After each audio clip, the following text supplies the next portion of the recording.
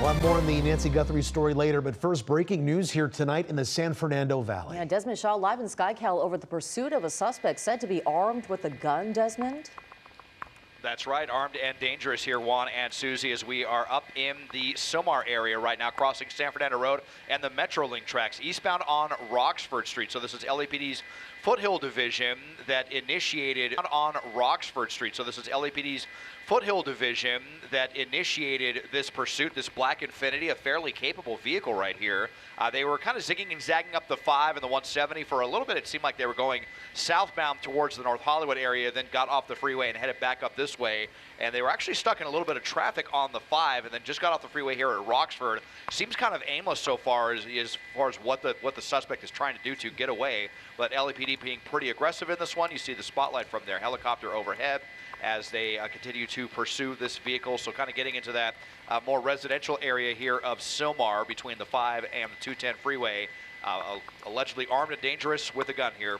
Juan, Susie, and Mike. Yeah, Desmond, you mentioned how aggressive they are. Mike Rogers on the desk also tracking this pursuit here. Mike, you were saying this is a known suspect to police. Yeah, this is a known suspect. So the George units, which is the gang units for Foothill Division, they're the ones that started this pursuit. They know that this person is known to be armed. In addition to believing that he is armed right now with that rifle, as we mentioned, they also have known him in the past to be armed. So it does sound like the gang units up there in Foothill Division are very aware of who this person is. They do believe that he is a gang member. They even listed the gang that they believe he is in. So certainly sounds like they have dealt with this person before and making this kind of a little bit more high risk for them to do. Now, we also know that they have declined to go into tracking mode because of the fact that he is armed and because of the nature of the want of this. And tracking mode, as we've talked about before, is when they back off, try to give him some space to try to get him to kind of pull over here. They're not going to do that in this situation. They're going to pursue him fairly aggressively. And they have asked for additional units to be involved in this pursuit, more so than kind of the standard pursuit package. They have asked for additional units to join as well. And do we have any more information about how this came to be a chase? No, I mean, it sounds like they were, they may have tried to make a stop on him at first, and then he took off. That's what I was trying to kind of listening to when we went back and listened to the original traffic here, but it was pretty quick. All of a sudden, it was 16 George 26 in pursuit of a 415 man with a gun, and there was no kind of anything before that. This wasn't, there are times, to your question, there are times when this is a following first, where they try to get their ducks in a row. That was not the case. This was not a following first. This was just immediately a chase. They wanted this person right away. Right. So, Mike, do we know, did somebody see that rifle? How do they know it's a rifle? Maybe, I don't know, I'm guessing maybe he was at a traffic light. He may have shown it to somebody or tried to scare somebody with it. And that's what may have started this? Potentially, or they may have, like I said, they may have done a traffic stop initially, and maybe that's how they saw it, and then he took off from the traffic stop. That's what we're trying to sort out right now, is how those gang units originally came upon this person. It does not appear that it was after a radio call. It appears that this was something that was initiated by the George units. Remember, the gang units don't respond to 911 calls. That's just not their nature. Their nature is to try to go and do gang suppression in the divisions that they're in. So they have a little bit more freedom to go be proactive and seek out people that they know potentially could have warrants or wants or what have you. So that's likely what happened in this situation. I mean, this is definitely going to be changing the way that they try to stop this person because they know that this person is armed. Yeah, they know this person is armed. We likely won't see pit maneuvers. We likely won't see spike strips, potentially spike strips. But, you know, we've talked about how hesitant they are to do those maneuvers when this kind of thing happens. So we'll see how they want to handle it, if they're just going to pursue him the whole time or if they're going to try to do some of those maneuvers. But we know that they are more hesitant to do so when they know the suspect. Yeah, so that's what it sounds like, Mike. They're just going to keep chasing him until hopefully he pulls over and gives up. If he is known to police, most likely he's been arrested before. Right. So he's going right back to jail, possibly maybe even violating a parole or whatnot. So again, charges keep, you know, mounting in this type of situation. Yeah, and we're in, you know, we're staying in the neighborhood. I mean, he got on the 5 freeway and was on the 5 for a good chunk of time and had the ability to, you know, take it up the Newhall Pass and do the thing we see people do, and he didn't do that. He got back off, and we're in the Silmar area right now, which is still Foothill Division. So he is still in the same area that this chase started. He's likely familiar with the area if this is where they started the pursuit and this is where he is staying. So he may be looking for a spot to bail. He may be looking for somebody friendly that his house can run into. We don't know. We don't believe that there is more than one person in the car, though. We do think that it is just the driver. At least that was the initial information. Yeah, let's go back upstairs to Desmond Shaw now, live in SkyCal. Desmond, it looks like this person, like Mike was saying, is staying in this same neighborhood now. Yeah, he is, and I mean, maybe he knows it pretty well, but I mean, there's definitely some, one-way streets here and some cul-de-sacs in this area. Not every one of these streets goes through, but so far he seems to kind of be navigating this maze pretty adeptly to get through without going into any, one-way places where he's not able to escape. As I widen out, you can see, quite a few units that are in pursuit of this one, just kind of straddling the area here of Silmar and the little city of San Fernando. Very, very close to San Fernando. In fact, now that we are going over onto Hubbard Street, we're going to be heading towards the city here, I believe. So just that the second smallest city in LA County. Well, and then just as quickly as we're on Hubbard, we are now northbound on Fellows Avenue. So this is an Infiniti, I believe, a G sedan. I'm not sure what they call it now, if it's the G60 or G35, but I think it has a V6, kind of a luxury sports sedan. Definitely nimble, definitely capable if the suspect wanted to, slam on the gas pedal and get away. Fortunately, we have not seen too much in the way of crazy driving, crazy speeds. I think the most we've seen is maybe 50 or 60 miles an hour. Still pretty quick, but not as fast as we have seen. But, if this is an alleged gang member, I mean, some of our wildest pursuits have definitely been with alleged gang members. So, the nature of the pursuit could turn on the spot of a dime for sure. And luckily now, Desmond, he's on a wider street. It's kind of scary when he's in one of those narrow streets where there isn't room for two cars to cross each other. So being on a wider street like this, and this is Glen Oaks, right? Yeah, Glen Oaks here. So this kind of parallels part of the 210, and this actually ends up near the 210, up in kind of a big equestrian part of the Silmar area, where it's not uncommon at all to see horses out in the area. There's lots of equestrian trails and whatnot, but this will also lead to the 210 freeway if they want. But yeah, just kind of circling around this neighborhood if they're trying to buy time, or look for safe harbor from a friend on the phone with someone, or develop a plan.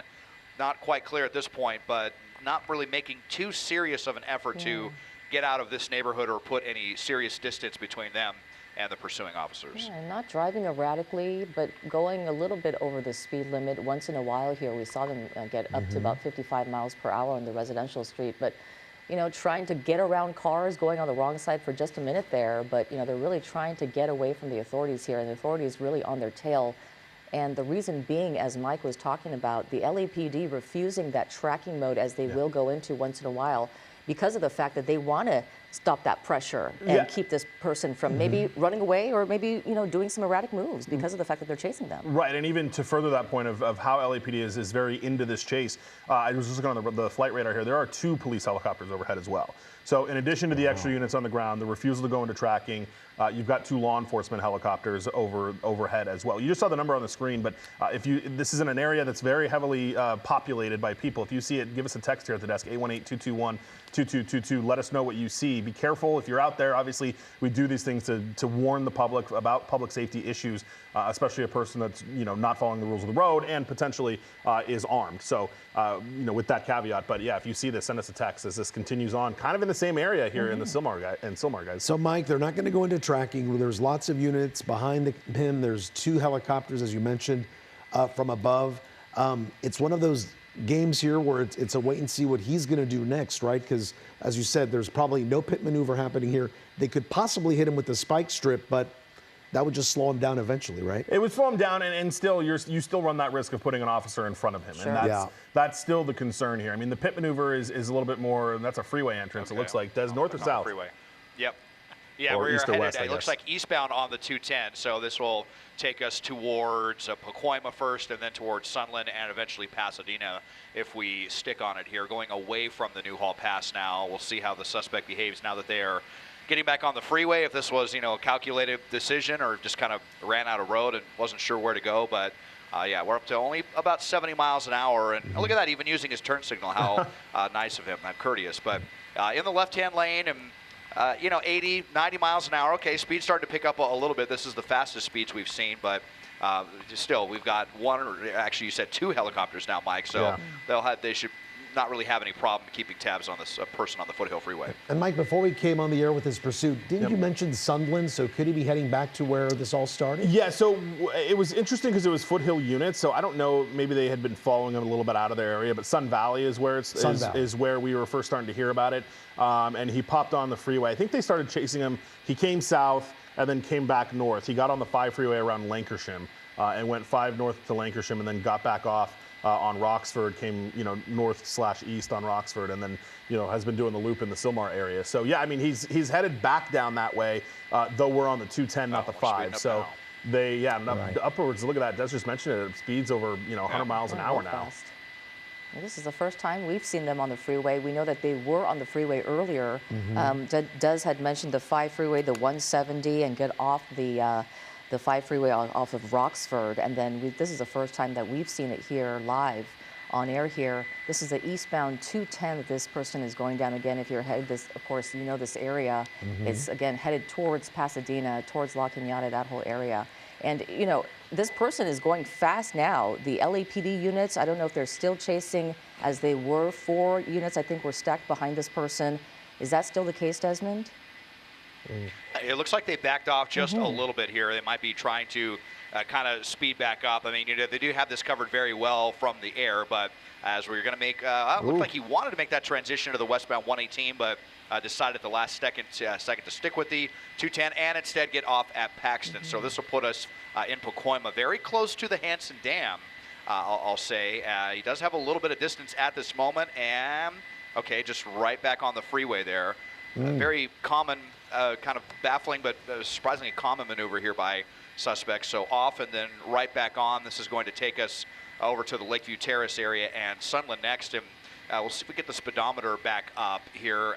We saw speeds there at about 100 miles an hour. I don't think it was going, I know at one point it said it was like 120, 130. I don't think that was accurate, but this at about 100 miles an hour does seem to be pretty accurate. So triple-digit speeds now on the Foothill Freeway headed towards Lakeview Terrace and beyond. Well, he's clearly blowing by all those other cars in traffic there, so definitely going at very high rates of speed here on the eastbound 210 freeway, trying to get away and try to create as much distance from the police officers behind him.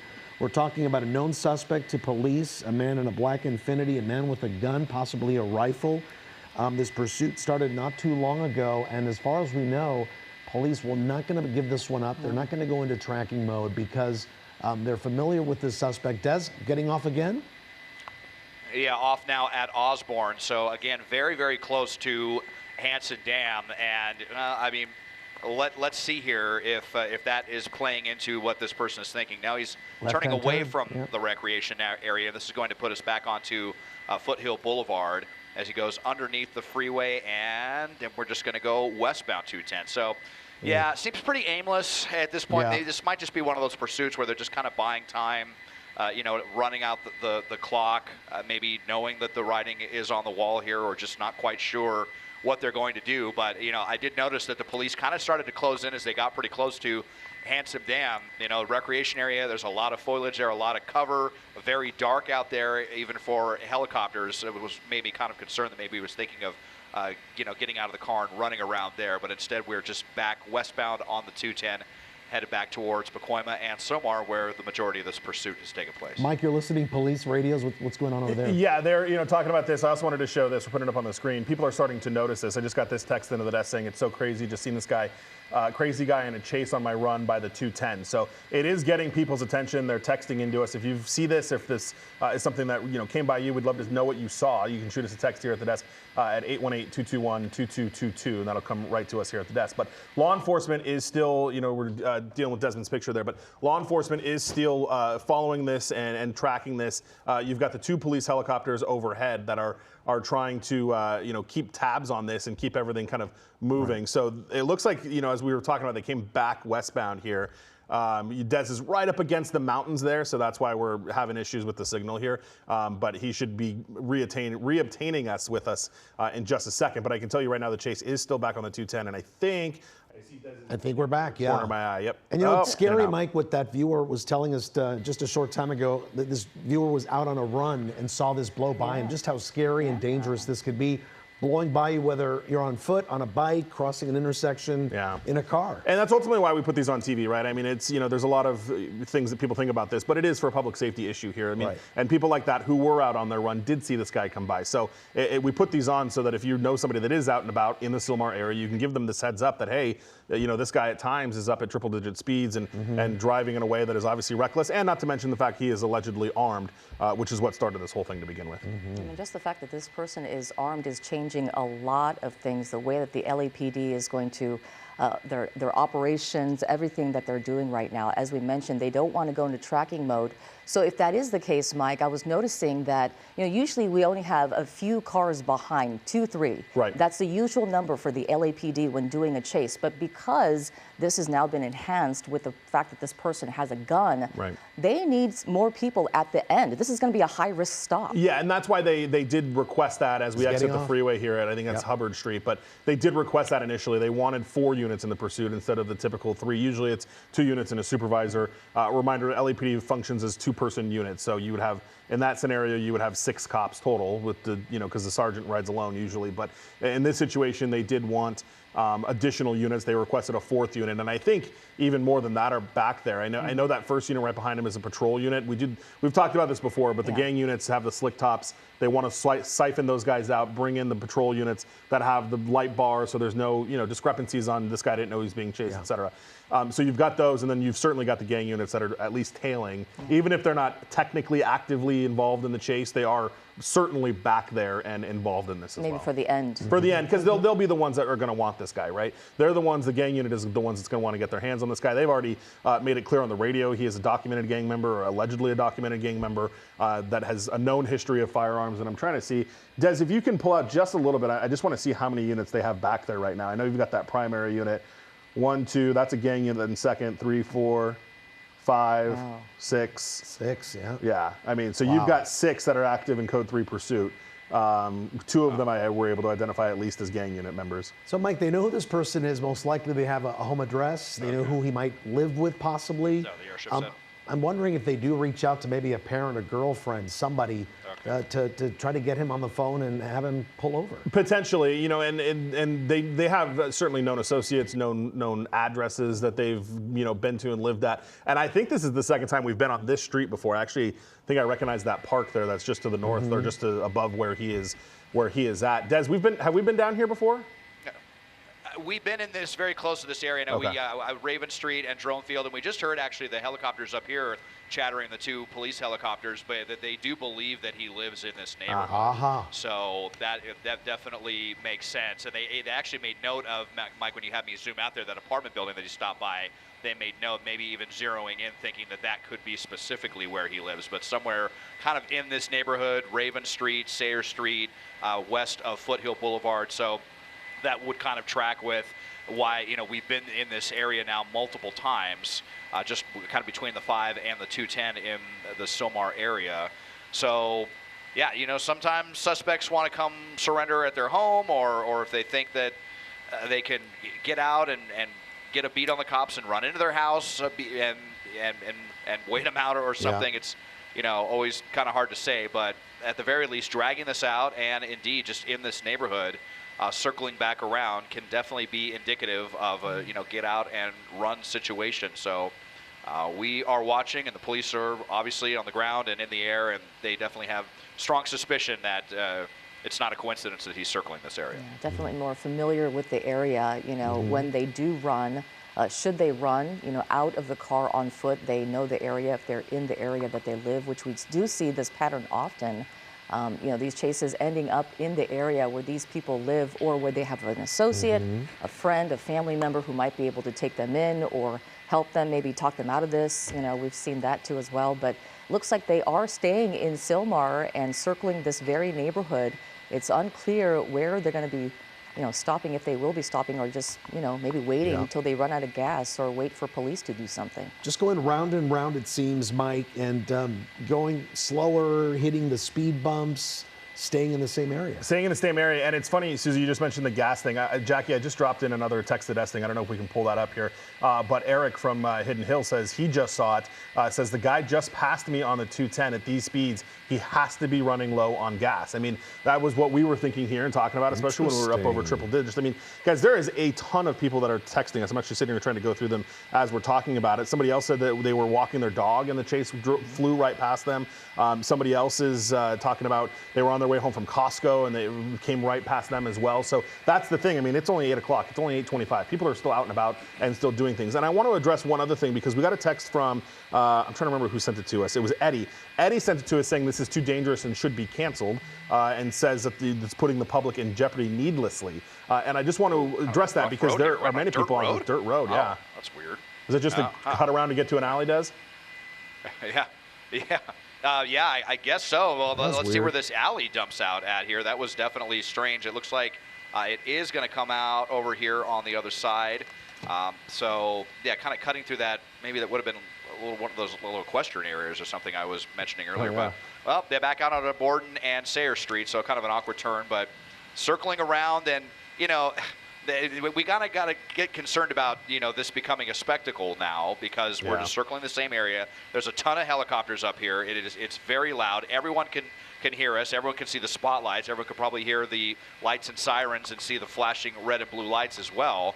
And the longer this goes on, circling neighborhoods, you know, the more people want to come out and take a look at what's going on. And, you know, that just is another factor for LAPD, something else that they have to calculate, especially if we're talking about someone that could be armed and dangerous. So definitely making things more difficult here for LAPD as this just continues to go on and kind of turn into a spectacle, like I said. Yeah, and you know, Mike, our viewer Eddie makes a good point. Why don't they cancel it? But the difference is here, they know who this guy is. They know he's a known gang member, allegedly. Right. They know he's armed or has had access to guns. Right. That changes everything. It does change everything, and I'm glad you brought that back up, Juan, because we've had conversations with watch commanders post pursuits, and I can tell you the I don't want to call it pressure, but the decision making of the watch commander is paid very close attention to by the command staff of the LAPD. It's not something they take lightly. It's a very kind of calculated risk versus reward type decision. And in this case, they do think it is in the public's best interest if they get this guy off the street.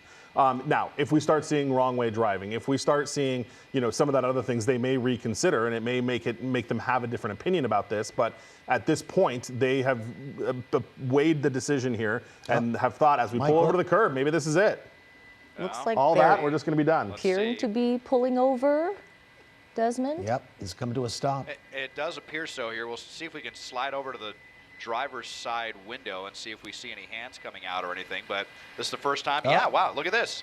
Hands up. Just like that. Maybe like our viewer was saying, maybe he was running pretty low on gas as the suspect comes out here wearing a red hoodie, a red shirt, and all of a sudden complying. So just kind of circling around, maybe the very last moments before running out of gas. I'll probably just go with that theory right now. But Sayre Street and Borden Avenue, where we've been circling around, it is coming to an end without incident, and the suspect surrendering, and we'll see LAPD come up and take them, and then come and clear the vehicle and see if anyone else is inside. No kidding, no incident, Mike. He came right out of the car, hands Just makes you on wonder. his head, Right.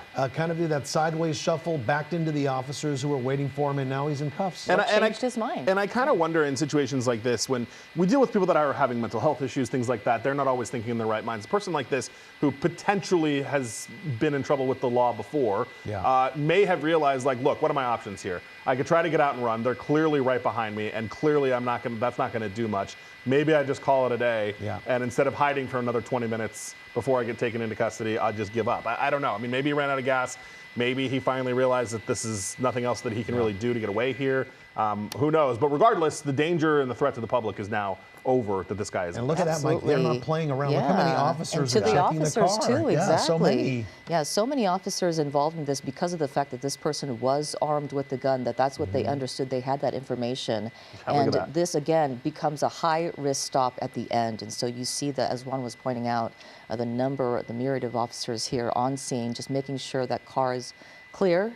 And checking the car, and again, they're probably searching for weapons because this person is known to have weapons on them. Yeah, 11 cop cars down there, I just counted. And Mike, my guess is maybe he put the rifle or the gun underneath the seat. I mean, we haven't seen a rifle or a gun appear yet. Look, they're checking the trunk now. So far, nothing. Yeah, we'll see what they come out with in the driver in the driver and passenger side, and if he actually did have that rifle that they allege. They just said the vehicle's clear, so they'll give out the code for no other suspects involved in this, and now they'll toss the car and see what they come up with. Yeah, they're going through a lot of junk in the trunk there because he's tossing some stuff around there, as you can see.